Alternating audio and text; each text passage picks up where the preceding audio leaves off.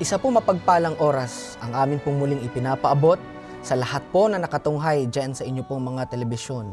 Kamusta po kayong lahat? Welcome po muli kayo dito po sa programa ng Back to the Scriptures. Ako po ang inyong lingkod, Joel D. Abonales Jr. At ito po ang inyong kapatid, Brother Ronald Obidos, na nag-aanyaya sa iyo na samahan kami sa loob ng isang oras na pag-aaral. Muli po nating tutuklasin ang hiwaga at mga mahalagang paksa na pinag-uusapan sa banal na kasulatan. Subalit bago po tayo pumalaot, ay atin pong hihingin ang presensya ng ating Panginoon upang tulungan tayo sa atin pong pag-aaral. Tayo po ay manalangin. O Diyos naming makapangyarihan sa lahat, amin itinatalaga sa inyo ang amin pong pag-aaral. Ikaw nawa ang aming makapiling. Ikaw ang maging sentro ng amin pong pag-aaral upang mailapit namin ang aming mga manonood sa inyong paanan. Gayon din kami, mailapit namin ang aming sarili sa amin pong Panginoon. Umaasa po kami na inyong papatnubayan ang aming pag-iisip at patuloy na ipagkakaloob ang inyong pong karunungan. Salamat po sa pakikinig sa aming dalangin, alang-alang sa pangalan ng aming Panginoong Hesus. Amen. Sa mga nakalipas na mga episode ay natunghayan po natin, mga kaibigan, ang kahalagahan na makita natin ang kadyusan ng atin pong Panginoong Yesus.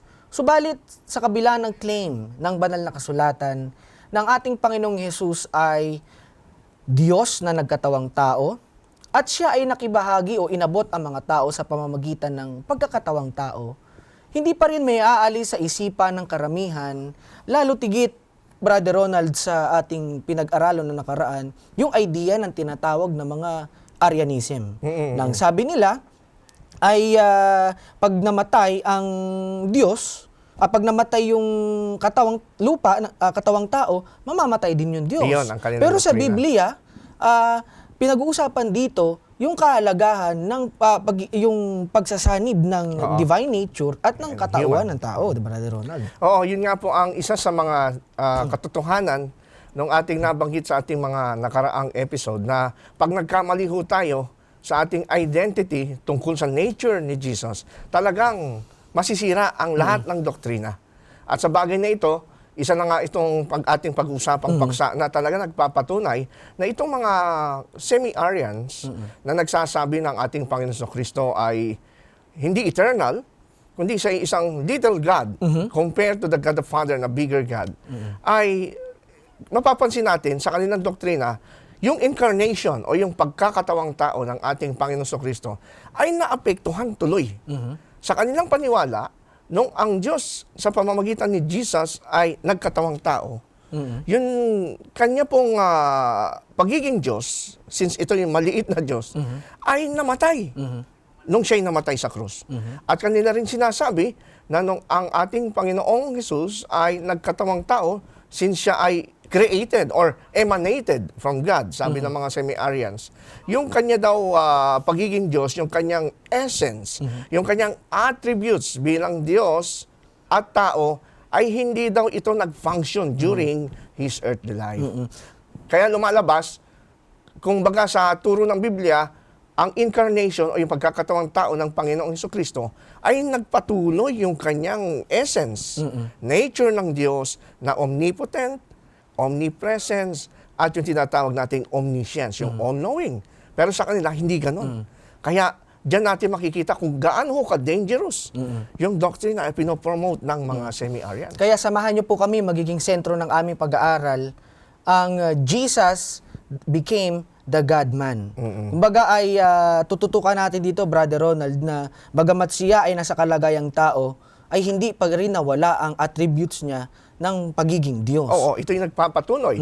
Nabanggit nga natin ng mga nakaraan, yung sa Filipos, na sinabing gano'n ay hinubad niya ito. Hindi literal na naihuhubad yung pagiging Diyos, dahil otherwise hindi na siya Diyos. Correct. Kasi ang Diyos kailanman hindi pwedeng mawala in existence because God by nature is eternal and He is from everlasting to everlasting. Una't huli, Alpha at Omega. Kaya na-establish na rin natin sa Colossus 2.9, di ba? Sa kanya nananahan ang buong kadyusan, sa kanyang ng pagka-Diyos. nature, ng pagiging tao niya, nasa kanya din ang pagiging Diyos. Gayun din, he took humanity upon himself sa Hebrews chapter 2 verse 14 upang ipakita na kailangan niyang mamatay para masagip ang tao para sa ating mga kasalanan. Yan. Kaya nga po sa bagay niyon ay masasabi natin na ang doktrina ng pagkakatawang tao ng Panginoong Kristo ay meron siyang idinagdag na nature sa kanya pong God nature, yung deity niya, no?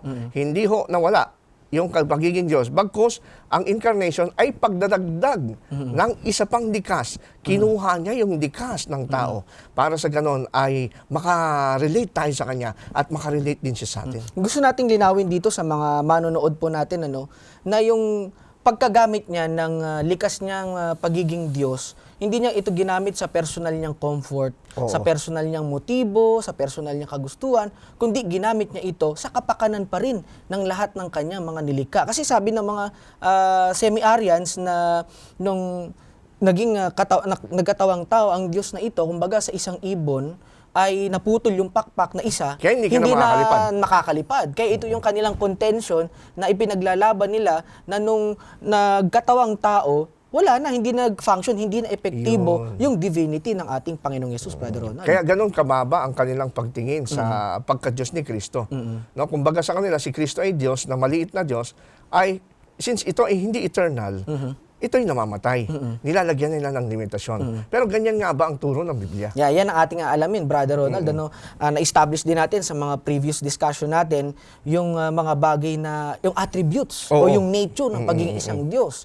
Kaya napakaganda ng binabanggit dito, Brother Ronald, ni R.L. Raymond sa kanyang aklat dito na Incarnation, Evangelical Dictionary of Theology, dito sa page 555 to 556. Ito po ang kaniyang sinabi. Divine attributes are not, however, characteristics separate and distinct from God's essence that He can assign when He desires. To the contrary, it is precisely the sum total of God's attributes that constitutes the essence of His deity and expresses His divine glory. Jesus, during the days of His flesh, claimed omnipresence for Himself. Binabanggit niya sa Matthew 18:20, 28:20. Dito, pinapakita niya rin sa ngayon sa komentaryong ito na nung nagkatawang tao, ang ating Panginoong Yesus, yung claim niya sa kanyang sarili na bilang Diyos ay hindi nawala. Yung kapangyarihan na meron ang Ama, ganun din ang kapangyarihan meron ang Panginoong Yesus. Oo. Kaya nga po may mga pagkakataon, kapatid na Joel, na mababasa natin sa Biblia na minsan sinasabi sa banal na kasulatan na siya ay nagutom, siya ay napagod, di ba? Siya ay umiyak. Ang hindi natin dapat isipin na ang Diyos pala ay umiiyak, napapagod. Hindi yun ang ibig sabihin. Kung hindi natin maintindihan po na ang nature, nabanggit natin nakalipas, ang nature ng ating Panginoong Kristo, dalawa. Isang personang Hesukristo na may dalawang likas, Diyos at tao. Yan po ang kabuuan ng katuruan ng Biblia, no? Hindi natin pwedeng alisin yan. Kaya nga po, ulitin lang natin, pagka magtatanong tayo ng mga ganong bagay na kagaya halimbawa, bakit kung si Kristo ay Diyos, bakit siya napapagod? Pero ang sagot natin dapat, kung ang tinatanong natin ay ang kalikasan ni Kristo, dalawa ang sagot. Napagod siya bilang tao, pero bilang Diyos, hindi siya napagod. Ito ang dapat na maunawaan ninyo, mga minamahal na mga kaibigan, yung tinatawag na mystery ng incarnation. Kaya hindi natin pwedeng paghiwalayin yung nature niya na binabanggit mo nga, na bagamat siya ay nasa katawang tao, at the same time siya ay Diyos. Sa kanyang katawang tao, nagugutom siya, nauuhaw, but that does not mean na nawala ang kanyang pagiging Diyos. At gusto rin nating ulitin at idiin sa ating mga giliw na sumusubaybay, yung nababasa po sa ating Tagalog Bible na hinubad niya ito, yung pagka-Diyos, mali po na ito ay gawin o unawain natin sa literal na paraan. Correct. In fact, yung salitang hinubad is not the perfect or complete translation. Ibig sabihin lamang nito, nung siya ay nagkatawang tao, sabi nga ng NIV version, hindi hinubad yung sa NIV ang pagkakasabi, kundi sa halip, ito ay sinasali na mas accurate, mas malapit sa Greek na He made Himself nothing. Diba? He made Himself nothing. Itinuring niya ang kanyang sarili na parang wala, bali wala. Paano niya itinuring? Sa pamamagitan ng pagkuha ng katawang tao. Kasi kung ikukumpara mo, yung kalikasan ng Diyos, sa human nature, walang-wala talaga ang human nature. Kaya in that sense, parang hinubaran niya yung divine prerogatives, ang kanyang pagka-Diyos, dahil kinuha niya yung tinatawag na nature ng tao. Kumbaga, ito yung madalas natin naririnig na ilustrasyon, mga kapatid at mga kaibigan, na halimbawa, isang taong general, isa siyang general, mataas ang kanyang katugunan, 5-star general. At tapos siya ay hinubad niya ang kanyang uniforme at nagbihis siya ng damit pulubi, madungis, namamalimos, hindi ibig sabihin hindi na siya general. No? Nagdamit lang siya ng damit pulubi dahil gusto niyang ipakita yung kanyang tinatawag na pagmamalasakit sa mga pulubi. Pero it doesn't mean pulubi siya by nature. Isa rin sa pagkaunawa ng ilan sa mga nag-aaral ng Biblia, yung mga scholars, yung mga malalim ang kanilang pagsasaliksik, ay kanila rin nga sinusuhayan itong ganitong mga pag-aaral na may Ayan, kinalaman sa pagiging Diyos ng ating Panginoon. Sabi pa nga ng iba, I think mayroong mga komentary niya na kapatid na Ronald, yung nung siya ay nandun sa bangka at kumbaga ay nasa kanya pa rin yung kadyusan. Kumbaga, yun nga, napatigil niya yung... May tanong nga doon, kapatid na Joel. Nung si Kristo ay natutulog doon sa bangka, ay sabi kasi ng Kolosas, no, sa isang aklat ng Kolosas 1:17 at Hebreo 1:3 na ating binasa noong nakaraan, sa pamamagitan ng salita ng kapangyarihan nitong anak ng Diyos, ay napapanatili niya yung sansinukob. Ibig sabihin, ganun kakapangyarihan ang Panginoong Kristo, hindi siya ordinaryong tao lang, at hindi nawala yung kanyang kapangyarihan, bagkus nagagamit niya ito. Kasi po, kung tunay nga po na hindi niya nagagamit yung kanyang pagiging Diyos, o kaya natigil yung kanyang divine nature mula nung siya'y nagkatawang tao at nawala yung pagiging Diyos niya, sigurado magiging end of the world.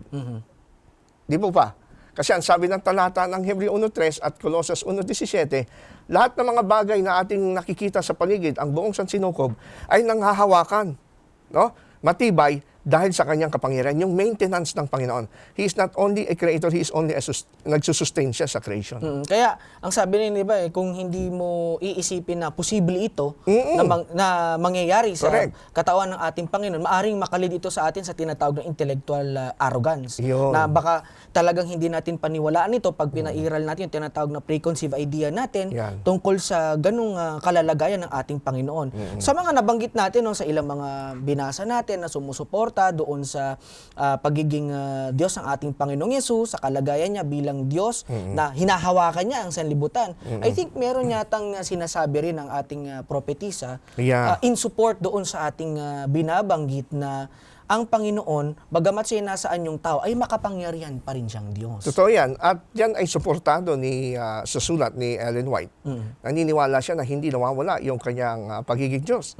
Naniniwala siya na si Jesus habang natutulog dun sa bangka kasama mga apostol, at the same time bilang Diyos, hindi siya natutulog. Siya'y gising at kanyang inaalalayan ang sansinukob. Kaya hindi nawawasak ang mundo. Kaya sabi ni Mrs. White dito sa Signs of the Times, no? November 27, 1893, dito po sa page 54, kapatid ni Joel, maganda siguro mabasa natin ito. It seemed that divinity flashed through humanity as Jesus said, I and my Father are one. Yun. The words of Christ were full of deep meaning as He put forth the claim that He and the Father were of one substance, possessing the same attributes. Ayun. Ito'y commentary ni Mrs. White doon sa John 10:30, di ba? Sabi ni Jesus, I and my Father are one. No? Hindi ibig sabihin na siya na rin yung Ama. Magkaiba kasi yan eh. Hindi sinabi doon sa talata na I and my Father is one. Kundi I and my Father are one. Two persons pa rin sila. But itong point na ito ay pinapaliwanag sa atin ni Mrs. White na maganda yung pagkakasabi niya. Doon sa pagkakataon niyan, kaya niya nasabi yon, the divinity flashed through humanity. Diba? Kumbaga parang nakasingit ba? Nakasingit. Lumabas yung kapangyarihan ng pagiging Diyos niya nung sabihin niya ito. Kasi hindi pwedeng sabihin ito ng human nature. Ang human nature ni Jesus, hindi pwedeng sabihin lamang kung siya'y tao na ako at ang Ama ay isa. Kaya lang yung iba, mayroong diyang pag-unawa, kapatid na Joel, na sabi nila, tama, yung ama at yung anak ay iisa lang sa layunin. Iisa lang sila sa layunin na kagaya ng mga disciples. Kasi merong sinasabi nga naman dun sa John 17, yung prayer ni Jesus, no? Na sabi niya, upang ang aking mga alagad ay maging isa, gaya naman natin na iisa. Kaya tuloy sabi ng mga anti-Trinitarians, wala daw point na gamitin ang John 10:30 para sabihin na si Jesus ay kapantay ng Ama. Ibig ba sabihin, como sinabi ni Jesus sa John 17, na ang mga alagad maging isa, gaya natin, kapantay na ng mga alagad si Jesus? Of course not. Pero alam po ninyo, napakahalaga ng tinatawag nating role ng context, no?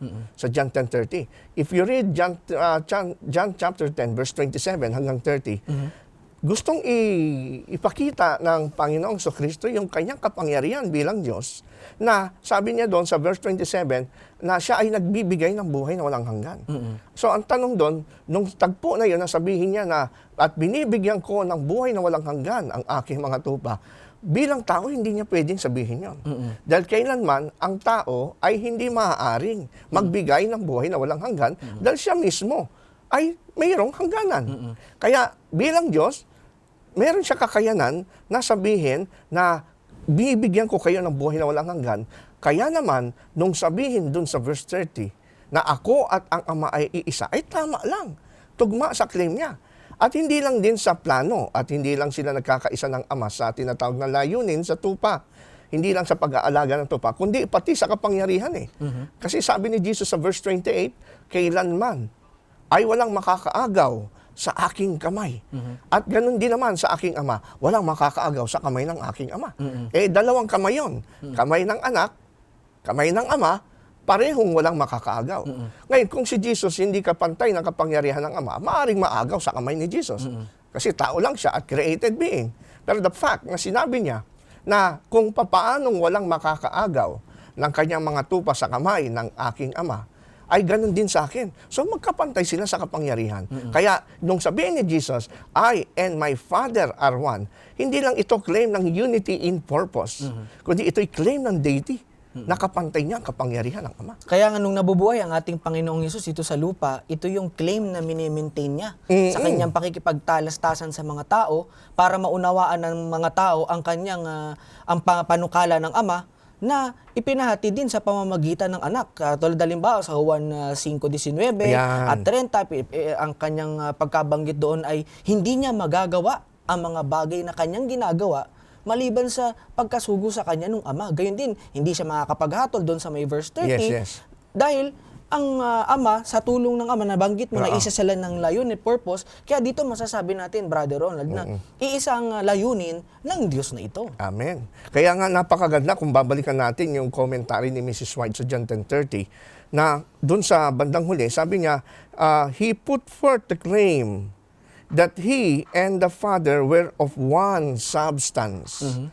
Ibig sabihin ng one substance, isa lang yung nature nila. Kung yung God the Father ay omnipresence, omnipotent, at siya ay omniscience, ay ganun din yung anak. Kasi kung hindi kaya ng anak na i-display itong kanyang power, na tatlong ito na essential para ang isa ay maging deity, na kagaya ng Ama, ay hindi sasabihin ng one substance. Iba ang substance ng anak, iba yung substance ng Ama. Yan nga po yung pinaglalaban ni Arius, di ba? Noong 4th century. Sabi niya, the Son is of like substance or similar substance lang daw ng Father.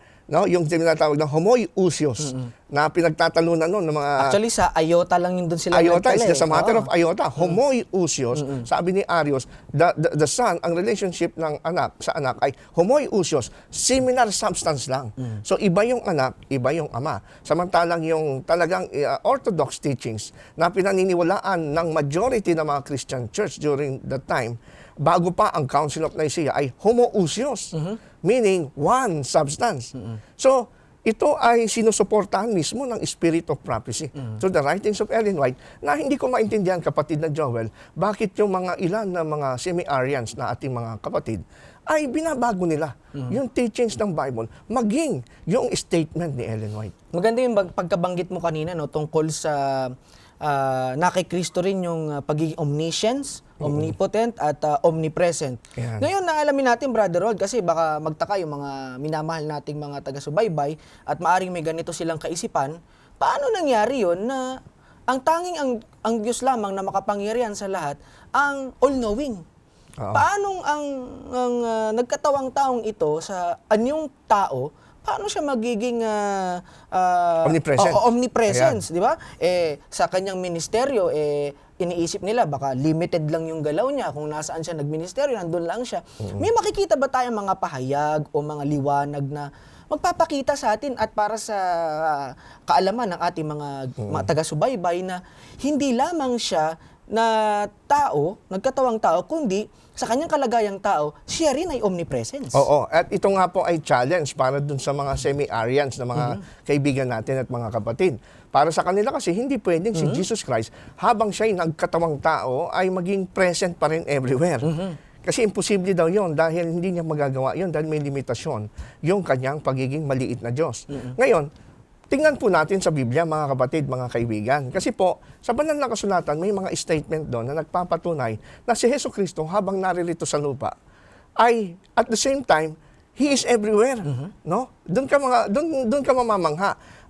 Mamamangha ka at mapapuzzle ka kung hindi mo tatanggapin na si Jesus Christ ay may dalawang nature. Kaya nga tinatawag natin siya na Diyos na nagkatawang tao.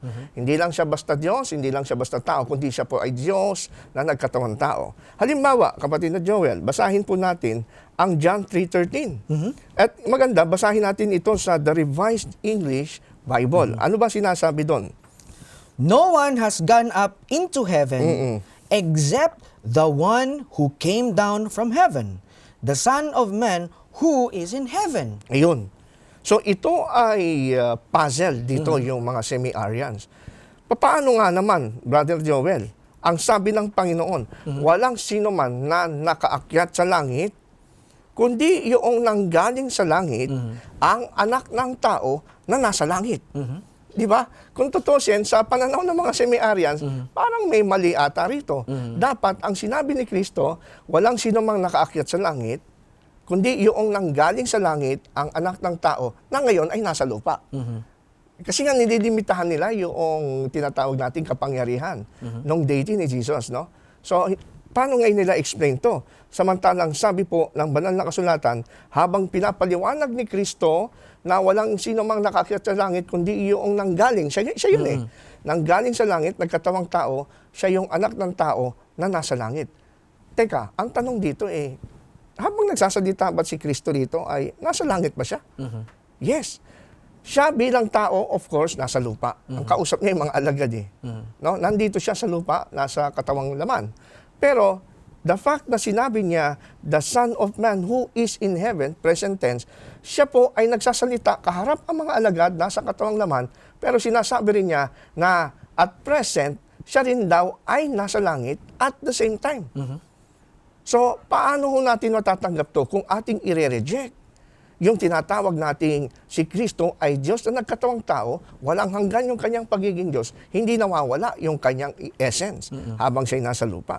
Kaya gaano katotoo ito? Kasi ang sabi ng ilan, na ilan lamang sa mga Bible versions na lumabas itong word ito, yung the Son of Man who is in heaven. Para natin bibigyang linaw ito sa kanila na yung statement na ito, maging sa ibang mga Bible versions, ay totoo ito kagaya na nabanggit mo.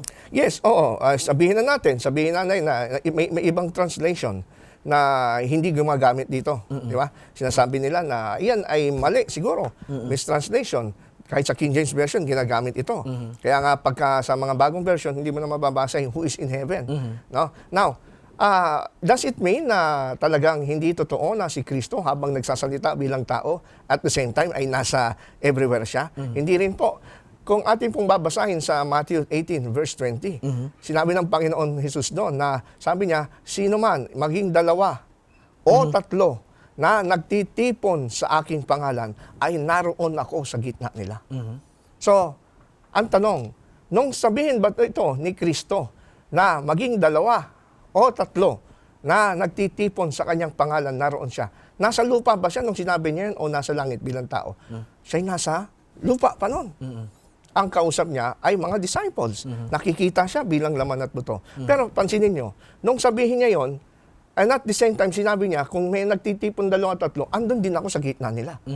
Eh paano kung habang sinasabi ni Kristo yun sa mga alagad, eh meron din nagtitipon sa pangalan niya na wala doon. Sabi ni Kristo, andun pa rin ako. Di ba? So doon natin makikita na merong harmony doon sa doctrine na Jesus was God who became man. Merong tinatawag tayong fulfillment na hindi pwedeng sabihin na mali ito.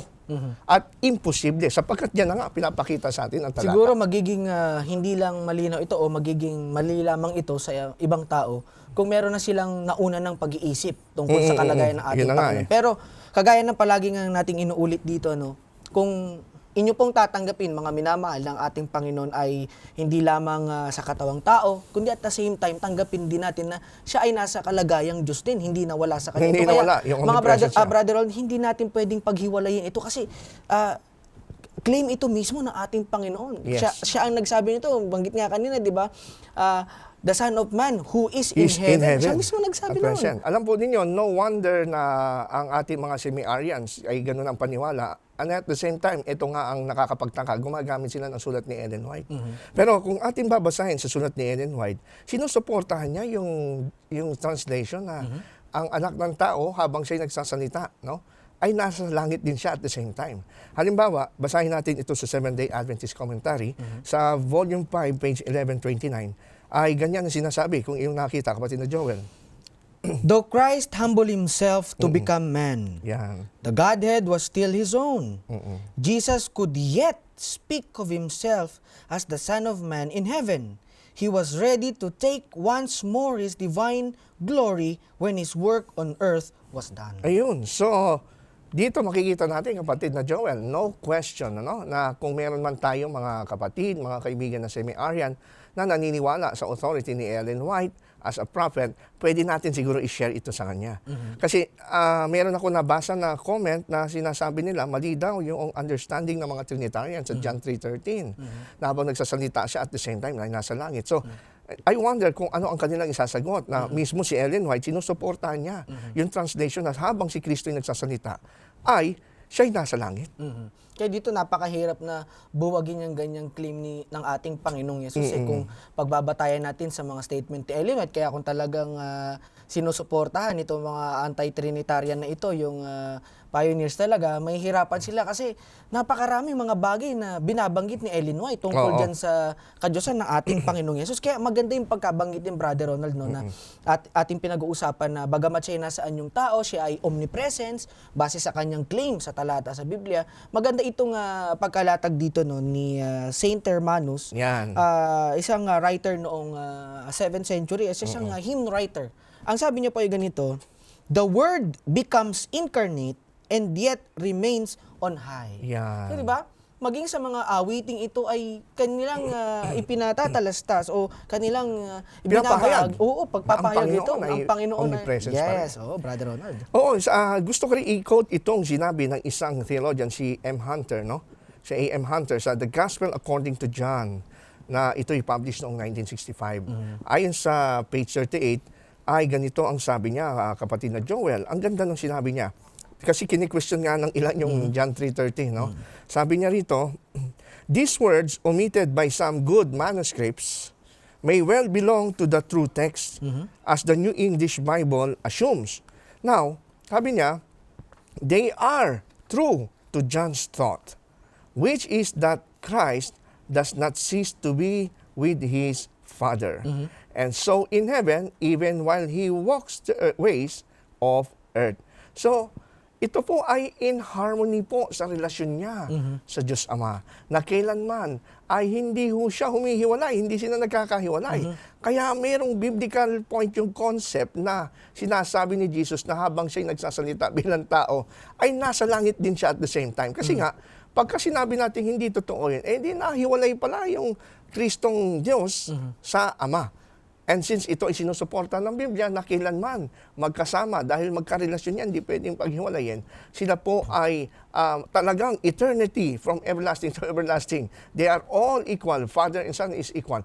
So, hindi talagang biblical yung concept na si Kristo ay omnipresent kahit po siya ay nasa pagkakatawang tao. Kaya nakikita ko, Brother Ronald, na naunawaan talaga ito ni Ellen White. Kasi maging sa Testimonies to Ministers page 405 Yes. and Desire of Ages page 23, kanyang pinatutungkulan na hindi talaga nawala yung pagiging omnipresence ng ating Panginoon kung babasahin niyo yung mga Yes. writings na yon. Kaya walang lugar o walang kwarto para sa mga Arianism na ito na sasabihin nila na hindi omnipresence ang ating Panginoon. Kasi ang Yun. Biblia nagsabi, ang ating propetisa na si Ellen nagsasabi na omnipresence ang ating Panginoong Yesus.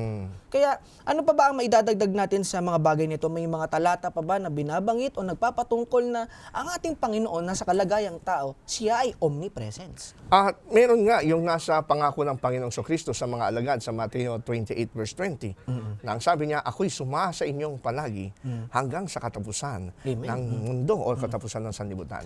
So, the fact na siya'y nakapagpangako na hindi siya mawawala, habang andyan ang iglesia, hindi siya mawawala. At talagang hindi naman mawawala ang iglesia, ay siya po'y mananatiling kasama natin. Oo. Kaya bukod dun sa kanyang omnipresence, pinapatunayan din ng banal na kasulatan, kapatid na Joel, na siya ay omniscience. Ibig sabihin, all-knowing. Oo. At yan ay maraming pagkakataon na habang siya'y nasa pagkakataon tao, ito'y pinapakilala ng mga alagad. For example, nung siya ay, mayroong tagpo na si Nathan, no? Na isang nung kanyang unang matagpuan ng Panginoon Kristo. Sabi ni Kristo, nakilala na kita. Nakilala na kita. Na ikay nandun ka sa fig tree, hindi mo pa ako nakikita. Di ba? Kasi pinakilala niya, oh, ito ang Kristo. Sabi niya, nauna ko nakilala na kita. Paano nangyari yon? Sabi ni Kristo sa verse 50, talagang kasi ako'y mas madakilang bagay pa yung makikita mo rito. So, meron siyang kakayanan na malaman. Kaya maging sa John chapter 4, Brother Ronald, ito ay tagpo ng pagkikita ng Panginoon at yung babae Yes. sa Samaria, na sinabi ng babae sa mga tao na ilahad ng Panginoong Yesus ang lahat ng mga bagay na ginawa Tungkol niya. sa kanya. Maging yung mga kinasama niya, Oo. mga nakasalamuhan niya, alam ng ating Panginoon. Kung parang lumalabas dito, Brother Ronald, paano nalaman yun kung Isa lang ipapahayag mo lamang na isa lang yung nature niya bilang Oo, tao. oo, oo. Pero lumalabas dito na yung kung ang nature ng Diyos ay omniscience, na ganun din na ipahayag din sa kalagayang tao ng ating Panginoon at kalagayang Diyos yung pagiging omniscience. Kaya nga po, maging si Ellen White ay namangha dito sa kapangyarihan ng ating Panginoon. Bilang tao and at the same time bilang Diyos na makapangyarihan sa lahat, meron siyang omniscience. At ito ay makikita natin, mababasa natin ito dito sa kanyang sulat, no, sa Seventh-day Adventist Bible Commentary. Kinote siya doon sa volume 5, page 1134. Ganito ang pagkakasabi. He who knew all things perceived that she would make right use of knowledge. Ayun. He who knew all things. Ang tinutukoy niya rito si Kristo bilang nagkatawang tao. Ngayon, kung ang Diyos niya ay may limitasyon at siya isang maliit na Diyos lang, uri ng Diyos, eh hindi niya magagawa na masabi ni Mrs. White na He knew all things. No? So, masasabi lang natin dito ay praise the Lord kasi nga habang siya nagkatawang tao, hindi nawala yung pagiging Diyos niya. And it proves ng pagiging tunay nga na prophet ni Mrs. White. Kasi nga, kung hindi siya totoong propeta, of course, false prophet siya. Kung babagsak siya dun sa tinatawag na tunay na pagkakilala kay Kristo. And the fact na kilala niya si Kristo bilang tunay na Diyos, and that is the orthodox teachings of the church throughout the ages, ay talagang it proves only na hindi siya pwedeng magkamali sa kanyang sinasabi. Kaya sinuportahan din ni Ellen White ito nga pahayag sa may John chapter 27 verse 15, no, na kumbaga ang ating Panginoong Yesus ay nababasa yung puso ni Pedro. Kaya doon din sa suwayan natin, binanggit mo kanina sa Bible commentary dito sa may page 1125, para doon sa commentary niya sa John 20:17, he had given them such repeated evidence that he could read the hearts of others. Eh kung tao, Brother Ronald, nababasa mo ba kung sa kalagayang tao ka lang yung mga bagay na may kinalaman sa isang tao? Of course, hindi. Ang tanging makakagawa lamang nun kung Diyos ka. Oo. Kaya dito, nagpapakita lamang na Hindi nawala. omniscience sa Diyos. Hindi nawala yung pagiging Diyos niya. Kompleto pa rin. Andun pa rin yung essential attributes ng Diyos kay Jesus. In fact, pwede nating i-quote dito yung nangyari kay Lazarus, di ba? Kung tutusin, si Lazarus, sabi nga nung magkapatid na si Marta at si Maria, sabi ng Panginoon, kung ikaw sana ay nakarating ng nasa oras, ay hindi sana mangyayari ito sa aming kapatid na siya'y mamatay. Kasi 3 days na siyang namamatay nung si Kristo ay dumating ika-4th day. No? Ngayon, ang sabi rito ni Mrs. White, dito ko namangha sa statement ni Mrs. White tungkol dun sa bagay na yon, sa kanya pong sulat na The Sire of Ages, sa page 528, kapatid na Joel. No? Sabi rito, the disciples marveled at Christ's words when he said, Lazarus is dead, and I am glad that I was not there. Sinabi ni Kristo yun eh. Si Lazaro ay patay na, pero ako'y masaya. Wala ako dun. Kaya nasabi ng Panginoon yun. At did the Savior, sabi nga rito ni Mrs. White, did the Savior by His own choice avoid the home of His suffering friends? No? Hindi ba parang si Kristo nito, alam na nga niya na nagsasuffer, na ikamamatay na sakit itong si Lazarus? Wala siyang concern dun sa kanyang kaibigan. Paano na tayo sa ating panahon? Pero ang ganda ng sinabi ni Mrs. White, ituloy lang natin. Apparently, Mary and the dying Lazarus were left alone. Mukha lang siyang iniwan ng Panginoon. But they were not alone. Christ beheld the whole scene. So, ibig sabihin, habang tumatangis ang magkakapatid na si Martha at Maria, dahil namatay yung kanilang kapatid na si Lazaro, kaala nila, siguro ina-expect nila darating si Jesus. Kasi kilala nila si Jesus bilang miracle worker bumubuhay ng patay. Pero akala nila pinabayaan tayo. Pero sabi ng statement dito, Christ beheld the whole scene. Paano niya nalaman yung whole scene, buong eksena na kung ano yung nangyari mula umpisa hanggang sa kamatayan ni Lazaro, na wala naman siya ron. So, ginamit niya yung kanyang tinatawag na omniscience. No? Kaya ang sabi pa rito, itutuloy natin, and after the death of Lazarus, the bereaved sisters were upheld by His grace. Jesus witnessed the sorrow of their rent hearts as their brother rested with his strong for death. So, hindi natin pwedeng sabihin na hindi siya aware. Kahit wala siya doon, no? Physically, wala si Jesus doon sa Bethany. Pero how come na nasusubaybayan at namamonitor? At in fact, sabi nga ni Jesus, parang lumalabas, sinadya niya talagang hindi pumunta ron ng 3rd day. Alam niyo nung kapatid na Joel, meron akong research na nagawa diyan, Sabi ko, bakit nga naman gano'n? Kasi minsan may narinig akong awit, 4 days late but still on time. Alam mo yung awit na yon? 4 days late but still on time. Yun ay pwedeng kumapit kay Kristo, pero sa atin hindi. Now, sa mga Hudyo pala, they believe na ang taong namamatay, yung mga Jews, they believe na ang taong namamatay, pag namatay yan, yung kanyang soul hindi umaalis sa katawan hanggang 3rd day. Kaya pagka nililibing nila, namamatay yung kanilang mga kamag-anak, mga mahal sa buhay, nililibing yan, meron silang nakaukit na bintana, para on the 3rd day daw yung soul doon dadaan. Ngayon, since ito ang laganap na paniwala ng mga Jews during the time of Jesus, sinadya niya, pumunta siya ika-4th day. Alam mo kung bakit? Kasi kung siya'y pupunta ng 3rd day, at sasabihin niya, niresurrect ko si Lazarus, hindi maniniwala yung mga Diyos. Sasabihin niya, kasi nandyan pa yung kaluluwa, hindi pa umaalis. Kaya siya nabuhay, hindi dahil sa binuhay siya ni Jesus.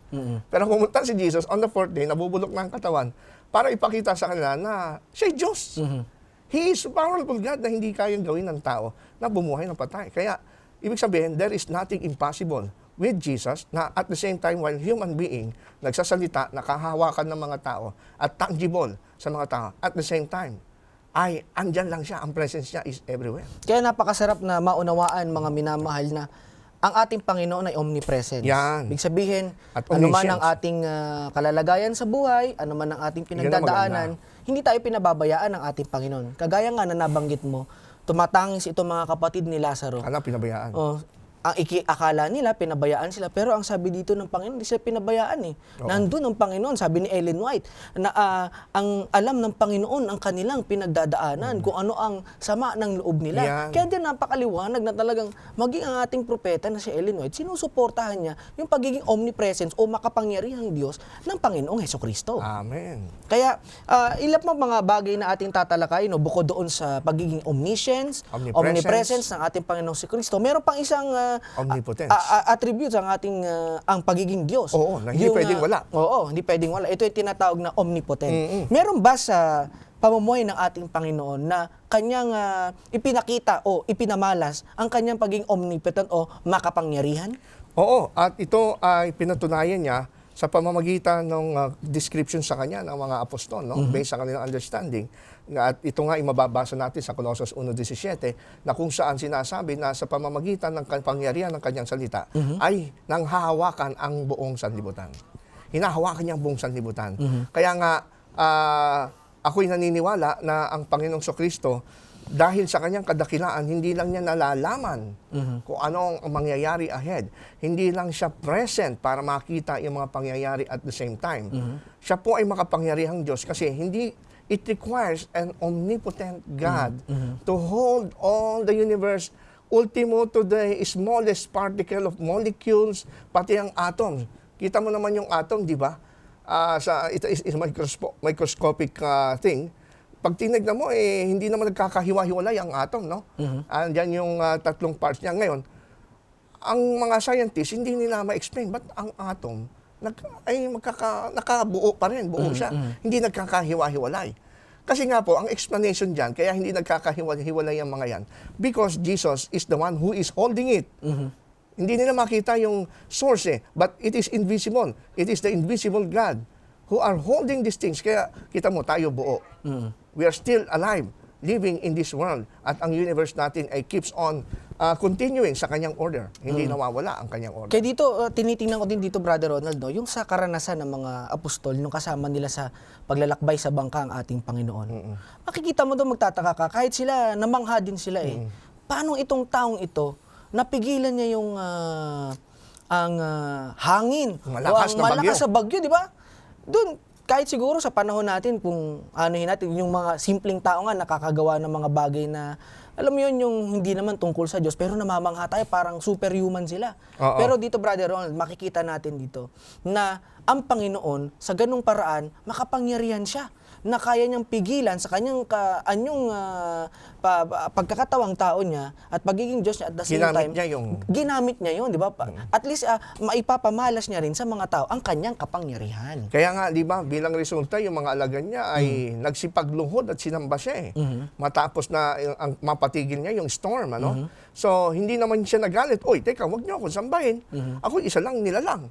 At ako isa lang tao, ang sambahin niyo yung Diyos. Wala siyang ganong reaction. Tinanggap niya yung mga worship na ibinibigay sa kanya ng kanyang mga alagad. Kasi naniniwala siya na siya ay Diyos. And at the same time, nagkatawang tao.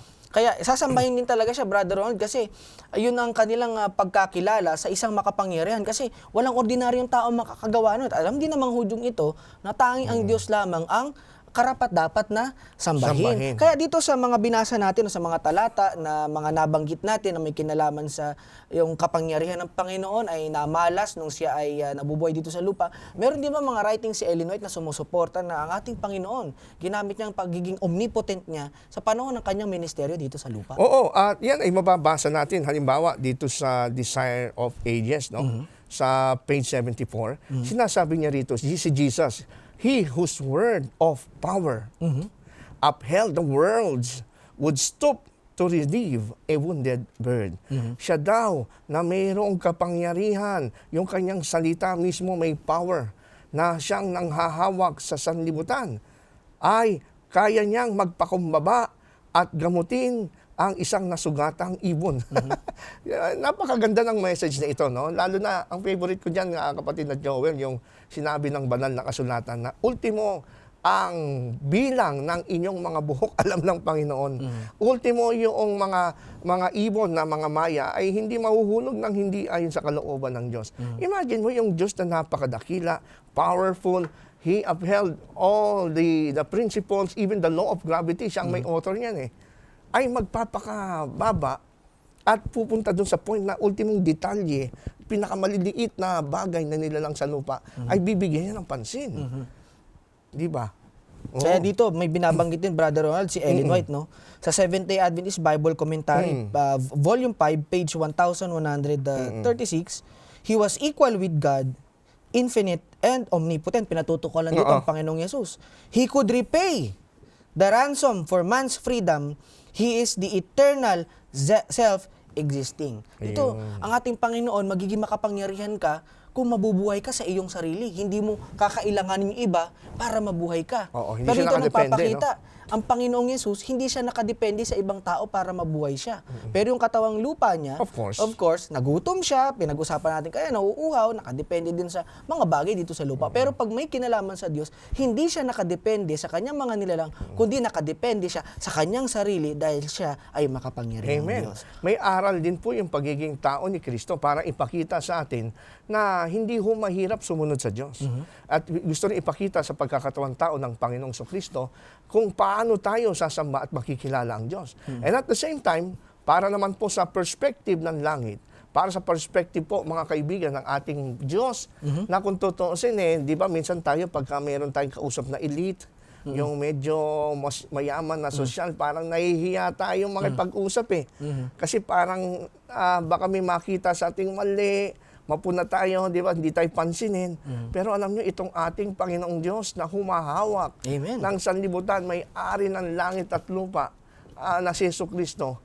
Tapos tatawagin tayong anak, kukupkupin tayo, kahit anong kahinaan natin, siya pa ang lalapit sa atin, siya pa ang mag-aano sa atin, ay mag-aaliw sa atin, talagang hindi mo ma-explain ang kagandahan nitong doktrina ng incarnation na ito. Tsaka ibang klaseng kaaliwan ang ibinibigay nito, Brother Ronald. Kasi kung yun nga makakita tayo ng polis sa daan ngayon, di ba? Minsan nakakaramdam tayo ng parang safe tayo, na nariyan sila, nagbabantay sa atin. How much more itong binabanggit ng Biblia at sa sulat ni Ellen White, siya ang humahawak ng buong sanlibutan. Alam niya ang nangyayari dito sa sanlibutan at control niya. At gayon din ang gusto natin sabihin sa mga manonood natin na hawak ng Diyos o kontrol ng Diyos ang lahat na nangyayari sa ating buhay. Amen. Hindi tayo pinababayaan ng Diyos sa lahat ng ating mga kapigatian, sa lahat ng ating kalungkutan. Kung itong ang Diyos, yung buong kalawakan, yung buong sanlibutan, nahahawakan niya. Yun pa kayang ating mga puso na nalulumbay, kayang pagalingin ng ating Panginoon dahil siya ang makapangyarihan sa lahat. Kaya nga masasabi natin na walang imposible sa Diyos. Ano man dumating sa ating mga pagsubok, andyan si Kristo dumaan sa pagsubok. Amen. Pero alam natin, hindi naman talaga siya pinabayaan ng Diyos because God is in control. Kaya, so ayan ko pa yan, Brother Ron. Maganda rin ang pagkabanggit ni Ellen White. Yan. Dito sa Manuscript Releases, Volume 15, Yan. page 101. With Christ, omnipotence. He alone is able to keep that which I have committed to His trust against that day. Ganda. Kaya po dito, mabibigyan po tayo ng kaaliwan at katiyakan, mga minamahal, na ang ating Panginoon ang siyang makapangyarihan sa lahat, na hawak ng lahat ng mga bagay o sitwasyon na ating pinagdadaanan sa ating buhay. Alam ng Panginoon kung paano natin mapagtatagumpayan ang lahat ng ating pinagdadaanan. Kagaya ng kanyang karanasan kasama nga ang mga apostol at ang mga tao noong siya'y nabubuhay, pinagaling niya sila sa kanilang karamdaman, nakiramay siya sa kanilang mga kalumbayan. Lalo pa kaya, Brother Ronald, ang ating Panginoon ay nasa langit na ipinangako niya ang banal. Sabi niya nga, hindi niya tayo pababayaan. Siya ang palaging sasaatin. Amen. Kaya nga po, itong doktrina ng incarnation, ayon po sa doktrina ng Biblia, ay hindi ho natin pwede itong baguhin, hindi natin pwedeng i-reduce na si Jesus Christ ay may limitasyon kahit yung kanyang pagka-Diyos. Kasi nga po, hindi pwedeng mangyari yon. Otherwise, hindi ho magaganap yung kaligtasang tinanggap natin. Ito pa ang kagandahan, Brother Ronald, no, na binanggit ko na din kanina, na hindi ginamit ng Panginoon yung kanyang pagiging Diyos para sa personal Sarili niyang niya. comfort. Kung tayo mga tao, siguro tayo maka-advantage lang tayo ng kaunti sa ating kapwa-tao, ginagamit natin yun. At maging sa karanasan, Brother Ronald, doon na napako ng ating Panginoon doon sa krus ng Kalbaryo. Kung halimbawa, ako yung sa kalagayan ng Panginoon, baka magbanta pa ako sa mga tao. Pag nakababa ako dito, lagot kayong lahat sa akin. Pero dito, grabe ang pagmamahal ng Panginoon. Nasa kalagayang tao siya at kalagayang Diyos. Hindi niya pinabayaan na mapahamak tayo, kundi tayo pa rin ang iniisip ng Panginoon sa panahon na siya ay nasasaktan, itinakwil siya ng mga tao. Ito po ang assurance, mga minamahal, na ibinibigay sa atin ng ating Panginoon. Itakwil man tayo ng buong sanlibutan, tatanggapin tayo ng lubos at buo ng ating Panginoong Diyos. Dito sa mga tao sa lupa, hindi tayo tinatanggap, nire-reject tayo, pero meron pong assurance galing po sa banal na kasulatan, ang Panginoon ang tatanggap sa atin kung wala ng ibang tatanggap sa atin. Kaya Brother Ronald, sa huling mga bahagi ng ating pag-aaral, meron bang assurance na maibibigay natin sa mga manonood natin na habang pinag-aaralan natin tong doktrina na may kinalaman sa kabuuan na pagiging Diyos at tao ng ating Panginoon, ano ang kumbaga, paano sila mabibigyan ng katiyakan sa plano ng kaligtasan? Dito ay masasabi natin na ang ating pagtitiwala sa Diyos ay hindi pagtitiwala. Kung sabihin natin na tayo nagtitiwala kay Jesus, hindi ho tayo basta nagtitiwala lang sa tao. Kasi kung sa tao tayo nagtitiwala, alam natin walang katiyakan. No? Kaya pagka tinuro natin at sinunod natin ang doktrina ng Biblia, na si Jesus ay Diyos na nagkatawang tao. Hindi nawala yung pagiging Diyos niya habang siya'y tao. At pag sinabi na, lumapit kayo sa akin, at bibigyan ko kayo ng kapahingahan, no? Na alisin sa atin yung mga burden. Makapagtitiwala tayo na magkakatotoo yun. Kasi yung nagsasalita sa atin na si Jesus, hindi siya limitado. Siya ay infinite, makapangyarihan.